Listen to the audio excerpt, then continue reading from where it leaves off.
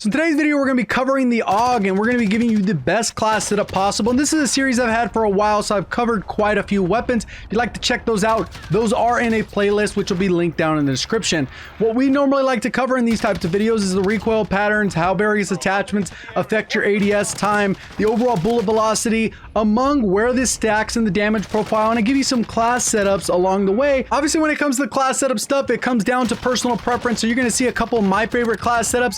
Besides that, you should have enough information to make your own individual class setup to fit your play style and whatever mode you're playing, regardless if it's multiplayer or Warzone. If you enjoy the video or learned something new, please do me a favor hitting that like button. Goal on today's video is 3,000 likes, so hopefully you guys can crush that number as you have done on this entire series. If you're brand new, want to find your way back for more Call of Duty content, make sure you are subscribed with notifications on just by hitting the red subscribe button and ringing that bell. So first thing I'll talk about is the iron sights. This gun actually has different iron sights depending if you have the base version, which is the standard one the game has, or you equip a specific blueprint, remove all the optics depending on whatever the blueprint is, and you should have a little bit of a variety. You can see right here, this one has a little bit of a green tip on here with a little bit squared out, and you can see this one looks drastically different. It kind of a very similar profile, but overall there is a different aesthetic to it. So if you have a preference, kind of just choose what makes the more sense, and obviously this is more shown to show you that there is a difference out there. Personally, I prefer the right one because it reminds me a lot of the Growl with that iron sights on the Archangel.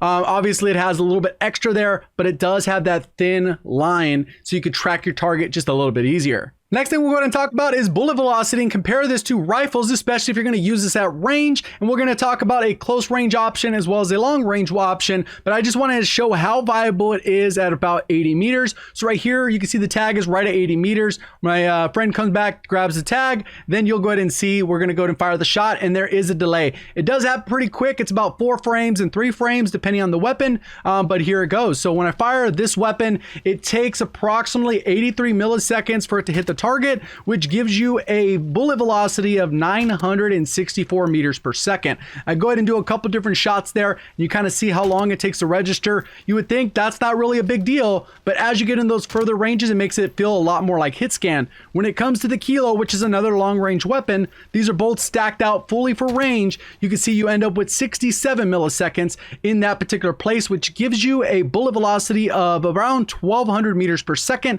So you're roughly dealing with an extra 300 meters per second or 250 meters per second between those two weapons. So that 17 milliseconds is not a significant difference compared to what we saw with the Vector in the previous bullet velocity video. Now let's go ahead and talk about recoil patterns. So here's the various recoil patterns. We have the regular AUG 556. I had no interest in covering the regular AUG because the side-by-side comparison, it really doesn't stack up to any rifle, LMG, anything for range. It's absolutely terrible. And then once you stack it up against the other SMGs, it still is pretty bad with one of the worst TTKs, regardless if it's core or within Warzone with the 250 health, 100 health plus the 150 from the plate armor.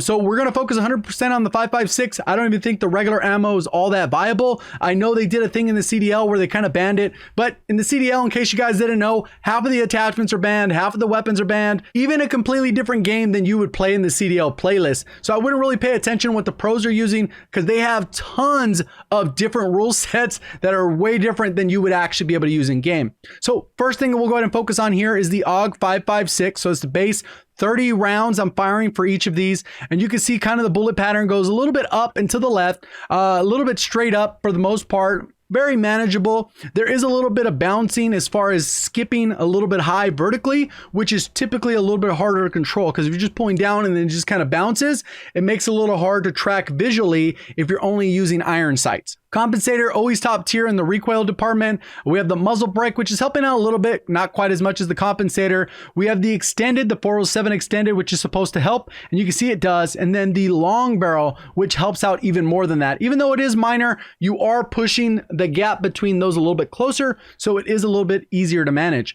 Then I put the grips on here. We got the Merc, Commando, Ranger, and Operator. You can see that you're getting the most benefit out of the Merc.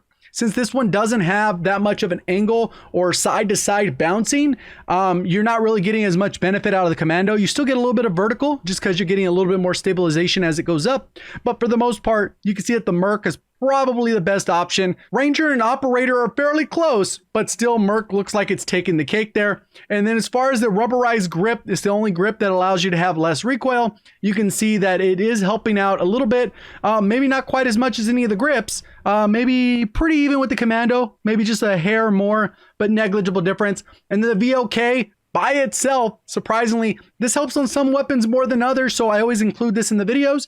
And right here you can see the VLK is helping out about as much as any of these grips, so combining those is a huge plus. So that's obviously the recoil patterns. We're going to get into the lowest recoil pattern possible, and as far as the best SMG build, as well as the best long range build, because this is one of the few weapons that you can actually do it in multiple ways, and it's pretty good at both of those. But the reason you're not going to see it quite as often is because of one of the biggest issues, which we're going to talk about right now. So for this next part, we're going to do several comparisons using the codgundata.com website, which has tons of information, and I've referenced before. Again, will be linked down in the description. So I've already kind of gone through, did a best class setup. This is the standard AUG without the 5.56 against the MP5 and against the MP7, which are two of the most meta SMGs within the game currently. Obviously, FAL is the best meta, if you guys know what I'm talking about. If you don't, that's okay, you're missing out. But when it comes to the standard AUG, here's how it compares in time to kill. And what we can see right here when we look at the AUG, the regular base AUG, not 5.56,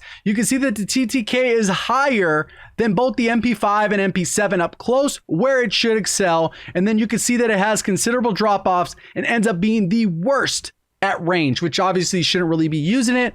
So it's not going to compete up close if you're using the standard one, which only gives you the 25 bullets or 32 when you get the extended mags, which is still pretty terrible. Now let's go ahead and compare this same example, but swap it out for 5.56 ammo. So right here is with the 5.56 ammo. That's pretty much the only change I've made. I've kind of left the class setup is very similar. So they're having similar ADS times, all that type of stuff, bullet velocities within range. And then let's go ahead and take a look at the comparison chart again. And now you can see that the AUG is actually competing with the MP5. And this one gets you all the way up to about 15 meters, which is a little bit farther than the MP5 after the nerf. And then not quite as far as the MP7. You can see the MP7 goes up to about 16 meters, then has various drop-offs as it goes on. But you can see at range, if you manage to hit your shots with the 5.56, you're still having a relatively good TTK, and it dominates against these other SMGs. So this is one of those ones that you can use at range as long as you're able to hit your shots.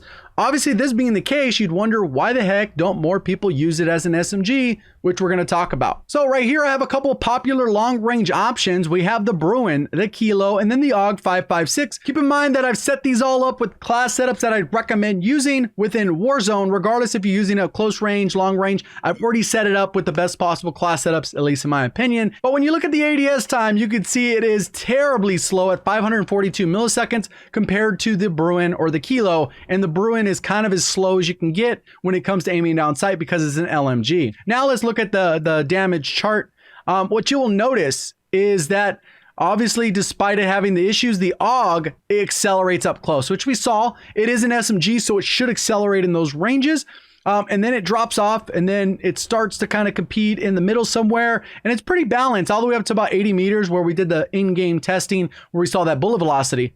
Now what you'll notice is like, well, why don't more people use it if it's so dang competitive? It really comes down to the ADS speed. And this next part, I'm going to show you why the AUG needs a huge buff, and I'm going to be very specific about where it needs a buff. We're going to go ahead and look at the M4A1, and one of the things we're going to look at is the extended mags. If you use the M4A1 base without extended mags, you have 30 bullets, 5.56 ammo, and when we put on the 60 round mag, that's the additional 30 bullets, it gives us 6 milliseconds slower aim down sight time and 3% slower movement speed. Now let's go ahead and take a look at the MP7. In the MP7's case, you start off with the 40 round mag, you can bump it up to a 50 or a 60. So let's go ahead and take a look at how that works. When you bump it up to the 60 round mag or the 50, we're going from 40 up to 60, and it has an 8 millisecond slower aim down sight time, and the movement is 4.2. All right, cool. 6 millisecond, 8 milliseconds, not a huge deal. let's go ahead and check out the AUG. So when it comes to the AUG 556, what you'll notice is you get penalized huge for running the 60 round drum. Instead of one of these other weapons where it's only like 6 or 8 milliseconds, you're talking about 45 milliseconds. It's almost like 8 times worse than the M4 difference, which is huge. Why would you ever run this? Look at the movement speed, literally adding 30 more bullets because you already have 35.56. Perfectly fine, doesn't do anything. But when you equip the drum mag, boom, you get penalized way too hard. And this is why you're not going to see this in Warzone, because 45 milliseconds is huge, especially when we're comparing against another SMG. You're going to probably lose the gunfight because it was already at the top end, kind of even there with the MP7, a little bit above the MP5. But if you add on that, it kind of loses some of its strength, even though you kind of need those bullets. So they need to 100% buff this particular attachment so that maybe you only get 10 milliseconds, because it's a drum mag, whatever, 556, they don't want it to be abused, but it 100% needs to be improved here so it becomes a more viable option for more people. Because in my opinion, if you're going to use it as an SMG, you cannot run it with the 60 round. You have to run it with the 30 because you're going to lose gunfights. And the downside with only running a 30 round mag is that's primarily going to be good for solos and duos, not so much for trios or quads. So you kind of eliminate it.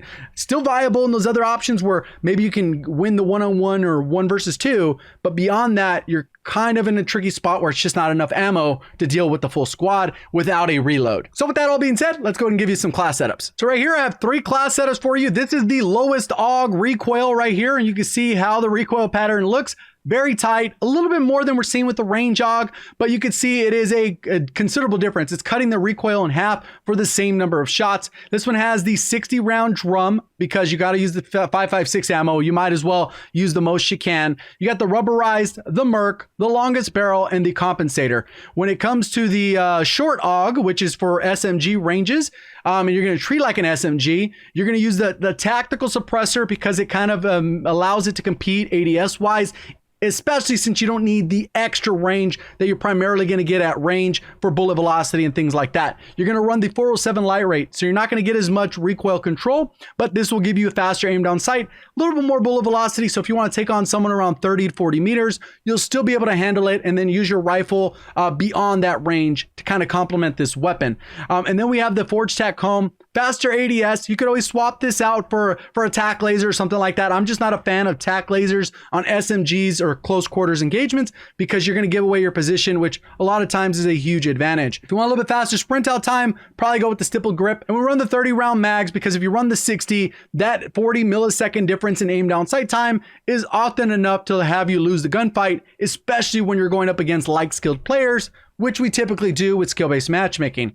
Then we have the range AUG, and obviously you don't care about how slow this ADS is. You could maybe get rid of the Merc if you don't really care about the recoil, but you can see this helps out tremendously. And the difference between hitting someone at range a lot of times is that recoil control. If you're on PC, you could probably get away with the tac laser just to speed it up. But on Kontrol, I tried it. I didn't like it. I felt like I definitely needed a little bit more recoil control. And then for the class setup, we're pretty much doing the same as the lower AUG, but we've swapped out that rubberized grip for the VLK just so we get a little bit more vision when we're trying to aim down sight. As far as these recoil patterns at the top, I did not mention it, but this first recoil pattern is with the VLK versus the rubberized. And then this one is still with the VLK. And this next one, or the third one over, is with the rubberized. So you can see them all there. They're pretty much in line and you're not getting a huge difference in terms of recoil. So you could easily swap out the rubberized for an optic if you still want that low recoil option. The compensator, obviously you're going to switch that to a suppressor of some kind. So we have the monolithic in place of the compensator and then the VLK instead of the rubberized. And that ends up being it. So hopefully you guys enjoyed the video or learned something new. If you did, hit the like button. If you're brand new, want to find your way back for more Call of Duty content, just make sure you subscribe with notifications on. If you want to catch a live stream, make sure you go ahead and follow my Twitch down in the description. If you want to join the community Discord, that is also available down there. Appreciate all the support on the content. Thank you for watching. As always, have a great day.